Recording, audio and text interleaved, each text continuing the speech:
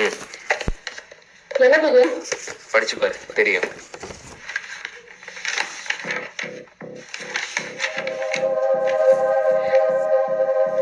Divorce? என்ன திடீர்னு divorce கொடுக்குற? உனக்கு ஏதாவது பைத்தியம் முடிச்சுச்சா? தேவையில்லாம பேசாம உனக்கு கையெழுத்து போட்டு கொடு. இப்ப நான் என்ன தப்பு செஞ்சு நீ டிவோர்ஸ் கொடுக்குற சூர்யா? சொல்லு சொல்லு சூர்யா. நீ கேக்குற கேள்விக்குள்ள என்னால பதில் சொல்லிட்டு இருக்க முடியாது. ஒழுங்கு மரியாதை கையெழுத்து போட்டு கொடு. என்னால காரணம் தெரியாம இதுல கையெழுத்து போட முடியாது. டெய்லி உன்னோட பிரச்சனை தாங்க முடியல பிரியா. நிம்மதியா ஒரு நாள் கூட வீட்டுல இருக்க முடியல. உனக்கு நான் போர் அடிச்சுட்டேன்னு நினைக்கிறேன் பிரியா. அதான் எது பண்ணாலும் உனக்கு சுத்தமா பிடிக்கவே மாட்டேங்குது. அதுக்குதான் நீ எனக்கு டிவோர்ஸ் கொடுக்கறதுக்கு முன்னாடி நானே உனக்கு டிவோர்ஸ் கொடுக்கலான்னு முடிவு பண்ணிட்டேன். மரியாதை நீ சைன் போட்டு கொடு. ஓ, ஆபீஸ் ஒர்க்க வீட்டுல பாக்காதன்னு சொல்றதுக்கு காரணமே நமக்கு கல்யாணம் இன்னும் ஒரு புரிதல் வர்றதுக்காக தான். ஆனா அதை தப்பா புரிஞ்சுட்டு இருக்கே சூர்யா.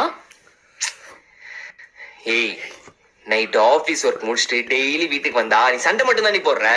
டெய்லி ஆபீஸ் ஒர்க்னா வீட்டுக்கு லேட்டா வர காலை சீக்கிரமா போற. இதுக்கு எந்த பொண்ணா சண்டை போடதா செய்வாங்க. அம்மா தாயே, உன கல்யாணம் பண்ணதே தப்புதான். இனிமேலும் உன் கூட என்னால வாழ முடியாது. மரியாதை கையெழுத்து போட்டு புரி. அப்போ உனக்கு என்ன விட அந்த ஆபீஸ் முக்கியம்ல? ஆமா. அப்படி சொல்லாத சூர்யா. உனக்காகதான் எங்க அம்மா அப்பா எனக்கு பிடிச்ச வேலைன்னு எல்லாத்தையுமே விட்டுட்டு வந்த. அதுக்குதான் டிவோர்ஸ் கொடுக்குறேன்.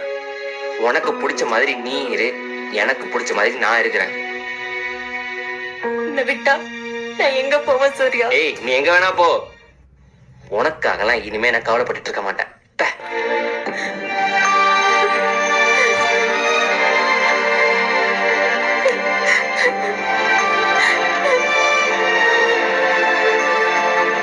இப்போ கொஞ்ச நாளா கம்பெனி லாஸ்ல போயிட்டு இருக்கு. அது உங்களுக்கே தெரியும்.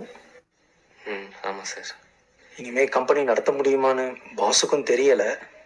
லாஸ்ட் 3 months சேலரியும் யாருக்கும் வரல. அதனால சில பேரை பாஸ் வேலையில இருந்து தூக்க சொல்லிட்டாரு. ஆனா சார், இன்னும் 2 monthsல ப்ரொடக்ஷன் ஸ்டார்ட் பண்ண போறாங்க. ஆபீஸ் எல்லாருமே பேசிட்டு இருக்காங்க. அதெல்லாம் சும்மா சூர்யா. என்ன சார் சொல்றீங்க? சாரி, பாஸ் கொடுத்த லிஸ்ட்ல உங்க பேரும் இருக்கு. ஸோ நான் இனிமேல் நீங்க வேலைக்கு வர வேண்டாம் சார். கம்பெனிக்காக மாடா உழைச்சிருக்கேன். டெய்லி நேரங்களை பார்க்காம எக்ஸ்ட்ரா ஒர்க் பண்றேன். சார் கமான் சூர்யா, நம்ம கார்பரேட்ல வேலை செய்யறோம். நாளைக்கு என்ன வேலையை விட்டு போன்னு சொன்னா நானும் போய் தானே ஆகணும். என்னால இப்ப எதுவும் உங்களுக்கு ஹெல்ப் பண்ண முடியாது Surya. Try to understand please. நீங்க கிளம்புங்க. Okay sir.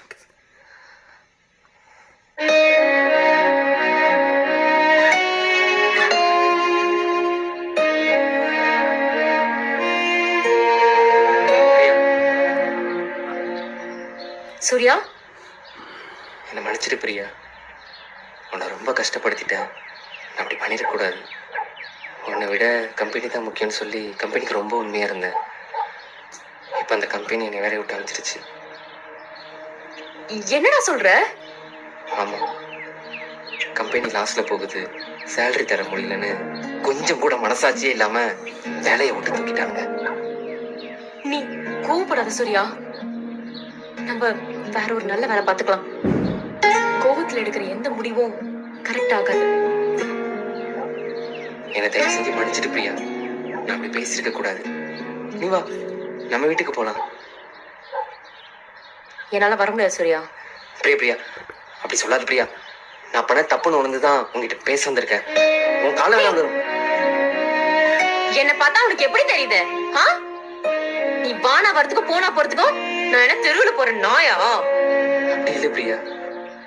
இப்ப புரியுதா? அன்னைக்கு நீ பேசினப்ப நான் எவ்வளவு கஷ்டப்பட்டிருப்பேன்னு. காசு பணம் தான் முக்கியம், அதுக்கு பின்னாடியே ஓட்டுறீங்க. பின்ன உங்களுக்கு எல்லாம் எதுக்கடா கல்யாணம் குடும்ப குட்டிலாம்? எங்க வாழ்க்கை வந்து இப்படி நாசம் பண்றீங்க. இங்க பாரு, நான் இங்க ரொம்ப சந்தோஷமா இருக்கேன். கூட என்னால வர முடியாது. தயவு செஞ்சு கிளம்பு.